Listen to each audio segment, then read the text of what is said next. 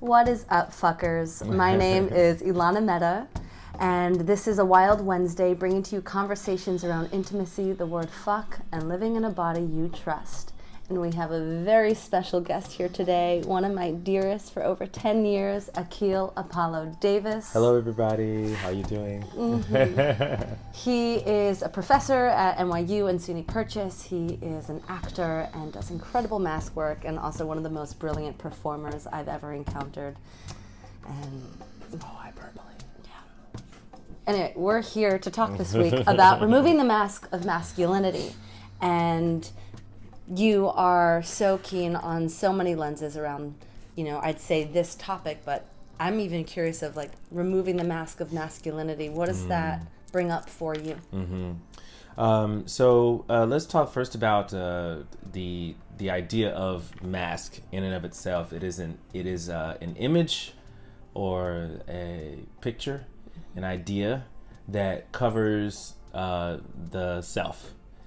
And this idea of the mask of masculinity is a really major, intense thing for a lot of cultures in the world, but especially the States. To cut right to the chase, the mask of masculinity is a set of rules and ideas that each person who identifies as male is expected to ascribe to. It's behavior and ideas that we ascribe to human beings before they've even figured out who they are. Now, when the paradigm is decided by culture, then inevitably the culture reinforces the paradigm. And the paradigm is reinforced through guilt, shame, punishment, and reward.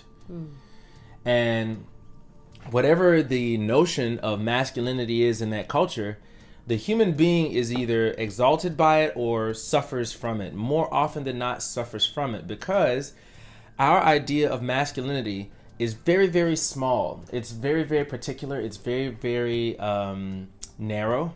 It doesn't allow for expansiveness. And so you get human beings that are born into worlds that do not allow them to be themselves. So when you are trying to adhere to the idea of what it means to be masculine or what it means to be a man. I hate that phrase, act like a man. What does that even mean, act like a man? Usually it means be stiff, hard, emotionally unavailable, and to basically be a stiff penis. That's what it means, is to act like a man. So you aren't even allowed to be yourself. So what happens is, by acting in this way with this mask of masculinity, it immediately puts you at war with yourself. And it is impossible to find peace. And so then if you can't find peace within yourself, you have to find it outside of yourself. And then you have to try to find the pleasures that this mask says that you're allowed to have. And usually that doesn't turn out so well for a lot of us. Yeah, it's very painful stuff. Would you say that that's also something that women face, transgender, people that don't identify with a gender? Yeah, I would say, the notion of what we're speaking about is called narcissism. Typically we use the term narcissist to describe a person who's very into their own image, likes to look at themselves in the mirror. But there's a psychological context to the story of Narcissus where, he looks into the surface of the water and he falls in love with himself, what he sees. The psychological component says that if Narcissus had recognized what he was looking at was himself, then he would not have stared at himself to death. So imagine you go in the bathroom and look at yourself in the mirror. You can do that for, I don't know, maybe like an hour, but you get bored or something. You want to, yeah. But if you go to the museum and you sit in front of a Kandinsky, you can sit in front of it for an hour and still not get all of it. So what we're having here is a separation of the self to focus in on an image or an idea of self.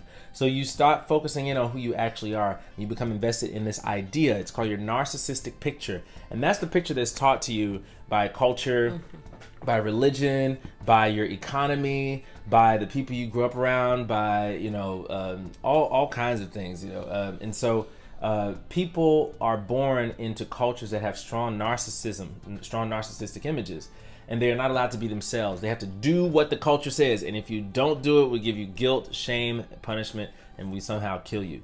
And you're diagnosed with something. You're diagnosed with something. You're labeled. You're called names. You go to hell, or God's gonna do da da da da da, this, that, and the third. And so a lot of people, women, transgender people, men, children, we are all subject to this. It's a really big issue. So in talking about removing that, I say that in removing the mask of masculinity, to bring it back to that, first begins with acknowledging that there is a mask, or that even deeper, you may not know that you have a mask. Why is it that whenever someone says what kind of music you like, everyone says the same thing? I like everything but country music. Everyone says the same thing. Everyone says the same thing. Everything country. Why? I like country music. I like Patsy Cline. But when I was growing up in certain, you just didn't listen to that. I never listened to house music. I'm from Memphis, Tennessee, until I got to New York, because that's just not what you did. So it wasn't that I didn't like house music. It was that I didn't find house music that resonated with me. Right. So first of all is acknowledging that there's the mask there. The second thing is a really important word. It's called compassion. Now, compassion is a really, really important word. Compassion, as we know it, is like if somebody's hungry on the street, you give them $5. But if I throw $5 at them and say, here, go buy yourself a sandwich, is that like compassion? No. The core meaning of compassion is to give someone space to empty their hearts. That's Thich Nhat Hanh who says that. But that is the core meaning of compassion, is to sit in the fire without getting burned. So if I'm being compassionate to myself and trying to remove this mask of masculinity, the first thing I'm going to do is allow myself to be myself, or at least to feel the things that I feel.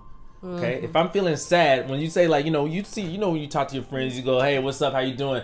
And you're having a shitty day, who says you have to say fine all the time? Because you don't want to be Debbie Downer or whatever. I don't want to be, or whatever, blah, blah, blah. The first thing is to allow yourself to be yourself. And accepting that. And accepting that. Totally. Yeah, accepting that in yourself first. And then it is about exploring, getting rid of the rules that you've grown up with, and then trying to experience yourself in a vacuum. If you don't have your history, I'm dropping all these little anecdotes, but this is another one of my favorite. The definition of innocence? Like how to be innocent? Please share. Okay, yeah. So basically innocence is when, you have the idea is like you have nothing has ever happened to you, nothing's wrong with you, right? Or like you're like a clean slate. So core meaning of innocence is to be completely present. It means that you don't have a past that is coloring your present. You are also not worried about the future. So in order to be really, really innocent, you have to let go of your past. And in your innocence, you actually find who you actually are, which is generally like a being that is full of joy and love and likes to explore and create beauty and light in the world. That's beautiful. That also feels like a similar flavor with integrity. Yes. That's the word that I've been using, of being super integral with what has come before me, what is behind me, acknowledging all my relations, being in connection with all, for I dance the elements, understanding the relationship with all the elements, so I'm actually standing at center in my integrity as like the trunk of the tree, connected to my roots, and then everything expands from my branches, and I don't have to reach for anything because I'm aligned. I'm just in like the center and the pure innocence of being able to be present for life. Yes. It is coming back to being one. You are all one. The alignment of thoughts, words, actions, thinking, feeling, willpower. Yes. As this one has, that's a whole topic. Yeah, it's coming. Alvin and the Chipmunks. Well,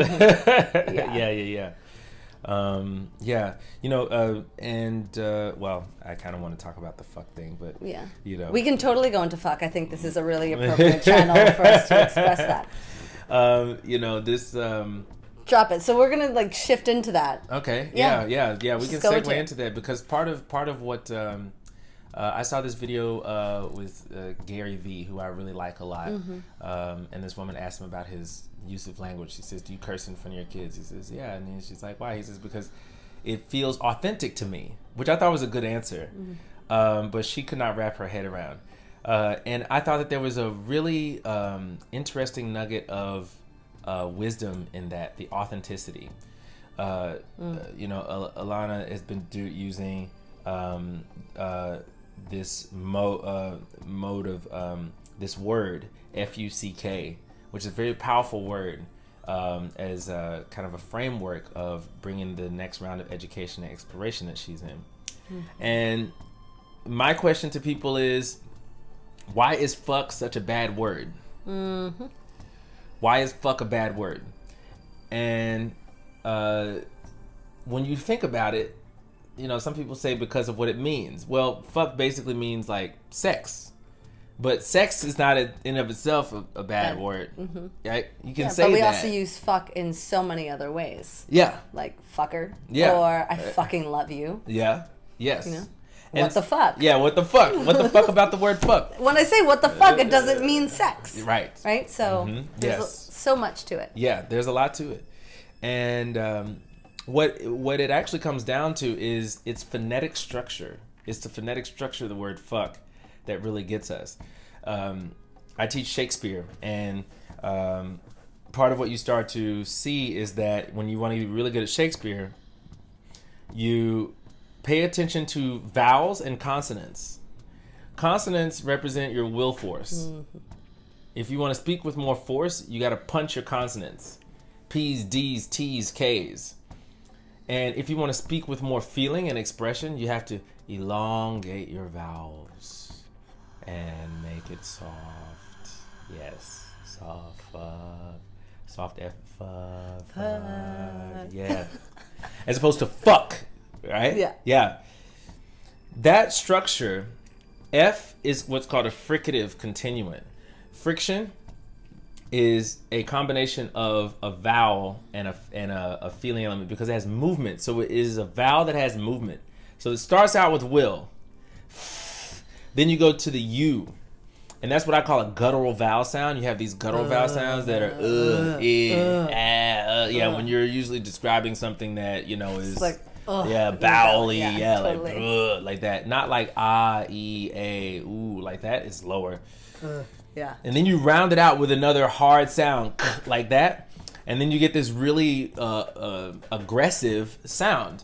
And this became a taboo back when we were more sensitive to language. That's why all of the cuss words that you think about have this kind of structure. Shit is the same. Bitch is the same. Cunt is the same. They have these guttural vowel sounds mashed up against two really strong consonants. And so the idea of us being offended by them is actually the strength in the word. But that's why it's also great to use, is because you can channel your strength through your speech, through your voice. And that's what originally is what speech is for. And that's why Gary Vee says it feels authentic to him, because the sound of that is a marker, or the sound of his conviction about things, about his passion about things. So, It also is interesting that a lot of people, without thinking about it, if they're falling or something happens, they're like, fuck! Yeah. And it's just like, it is that authentic guttural impulse. Yes. That is just right there. Yes. But I'm also curious because, this word has so much power, and right now there's a lot of people that have a negative context or connection to the word as being like a curse word. Do you feel like it has that much power also in the other direction if we become open to that? Oh yeah, it's great. It's I think that power in and of itself is not good or bad, and it is also doesn't. What's that thing? It's it doesn't pick anybody over anybody else.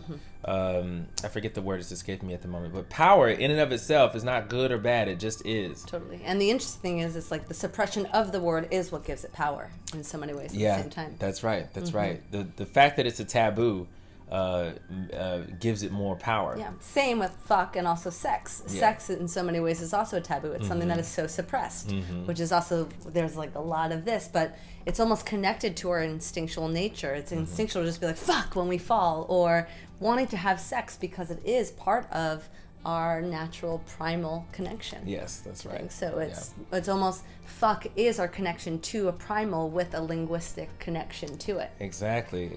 It's like the bridge between what we really feel and then how we can express ourselves now. Like, rather than being intellectual about it, that word is still connected to the guttural, like that really good low instinctual feeling. I just literally saw fuck being the bridge and channel to more of like our primal intelligence and connection to our instinctual nature. Of like, there's a whole other vocabulary in our body beyond the English and any other speaking languages that is just like waiting in our gut for us to listen to it. Yeah, that's right. Whew. That's right. Yeah. I love you so I love you much. too. It's good. It's good. There's so much to talk about here. It's a really rich subject. It really is. Yeah. But I'm so grateful that we just got to just tease this a little bit and have people tune in. Thank you all so much for tuning in. Yeah. What a gift to have this connection, to meet here on a weekly basis. Please tune in next week. My name's Elana Meta. My name is Akil Apollo Davis. Watch it again with pen and paper. Go back over it, and think about this stuff. It's really, really interesting. Yeah. Notice where you wear your mask. Mm-hmm. Notice how you choose to use your language, especially when you're in emotional states. And notice when other people are doing it as well. And see where you are with your compassion. Make some good choices. Make some exploratory choices. Mm-hmm. Yeah. Until next time. You can see this guy's info in the comments below in the details. Bye-bye.